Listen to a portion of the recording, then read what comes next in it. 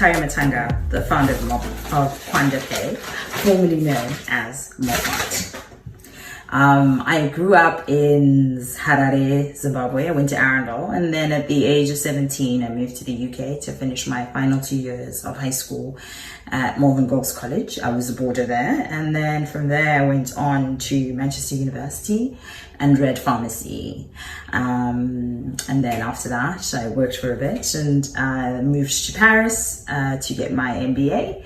And now I am back in London with my own company, which is a fintech company called Kwanda Pay, and we're trying to solve the problem of interoperability between mobile money and bank accounts, and we are mainly working with countries in Francophone Africa. And so what did moving away so young teach me about independence? I went to a boarding school in the UK, as I've mentioned before, and that was a lot of fun. They definitely had an onus of trying to prepare us for university. So trying to get us as prepared as we could for a university degree. And that meant that we were allowed to go out in the evenings. So the social aspect of university was quite important, as well as the academic aspect. So they did give us a semblance of freedom. And it was different because my parents are actually living abroad. And I think when you're that young, you learn a lot about yourself. You learn to have your wits about you, but you also learn how to read a situation quickly. And I think that's always aided me in my life. And my career, as I said before, I worked for a bit. When I finished my university degree at Manchester, I worked at Boots as a pharmacist, and then I moved into hospital pharmacy, where I did various roles, including commissioning, healthcare services, but I felt there was something that was missing, and I wanted an entrepreneurial aspect. I lacked an entrepreneurial aspect in my role. So I went back, on the advice of my father, I went back to school and I did an MBA, and then within that I actually wanted to work in finance, but the chips didn't fall that way. So I decided to start a business. There was an opportunity that happened where I was presented with a chance to do it, and I thought, why not now? So that's how Mobart, or now what we call Kwanda Pay, came into existence. The two things that I have that have aided me about my personality is being tenacious and being very patient. So it's different when you are working for yourself. Nothing happens the way you think it's going to happen. Nothing happens on schedule. You're putting out fires every day. And it can be very difficult because they can be very hard days and they can be very hard months as an entrepreneur. So my tenacity, my ability to stay the course, and my patience has really helped me in these two things. So they're good values that I think I have for this. The advice I would give young entrepreneurs is stay the course. Do your homework, know your market, because that's the core of your business. Who are you serving? Who are you adding value to? Because when you know that, you can go a long way. And what aspects of my MBA helped me with entrepreneur? 100% my strategy course. I thought the finance would help me, but it was strategy, because we had this French professor every day, and he would be like, what is the point of a business? To make money. And that has stayed at the back of my head. So whatever services, whatever I'm offering my clients, my customers, how do I make money? Because making money is how the business stays alive. I look at my costs. How am I making money? That is the core of the business. So that's something that's definitely helped me, and I keep it at the back of my mind. And from a mentorship point of view, the mentors I've had throughout my career have always been a forward-facing mirror to where I want to go.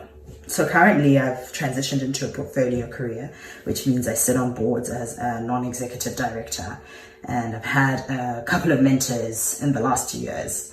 They've been very good at guiding me and helping me understand actually what my own strengths and weaknesses are, because especially when you get up into C-suite, it's a lot more about soft skills. It's a lot more about what you offer rather than what you can learn. So the mentorship part has been very, very invaluable. And like I said, it's a forward-facing mirror. Where do I want to go? How do I want to go there? Because I think you are ready, but a mentor just kind of shows you the road or the roads which you can take, and you make that decision on your own, and they're there to guide and support you. And the three themes that have defined my career are leadership. I'm definitely a born leader. I always have been in a pharmacy team. The pharmacist is the leader. Now as an entrepreneur, I am the leader of my team on a board. You are leadership. The second aspect has been diversity and inclusion. It's a very hot topic these days. It's something that I am actually very interested in. I've actually just published a paper for the board I sit on it, and it was very well received. And I think it's important to give people access and equality, and I think it's something that I will continue to strive and fight for. And the third thing is flexibility, because I myself have had a very non-traditional way of getting to where I'm getting to, and I don't even think I'm where I need to be.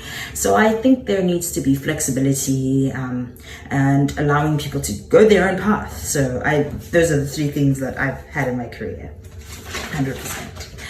And the one thing that I've learned when I started my business where I failed was I wish I had the technical part of the app, building the app. I found that very difficult because I'm a non-technical founder. So what I would have done is get a technical co-founder. So doing it on your own is very difficult. And there were a lot of things where I, had to reiterate and fail. I mean, I learned, but I think it would have been an easier learning curve with somebody who was actually technical. So that's something that I've learned, but it's also showed me that I can learn something, so there's still some mileage, in there. And the person I admire the most, so I admire women who are changing the world and doing it on their own terms. I really like people who live on their own terms. An example for that for me would be Winnie Mandela. I felt like she was one of those people who broke the mold. Even how she started her career, she was the only Black social worker in a country where they didn't have Black professionals. She did a lot for the apartheid movement, and she was the reason, a major reason we know about it. We know about Nelson's long incarceration, Nelson Mandela's incarceration. So she's definitely a hero of mine. And like I said, I hope to be a woman, or to be seen as a woman who's living life on her own terms.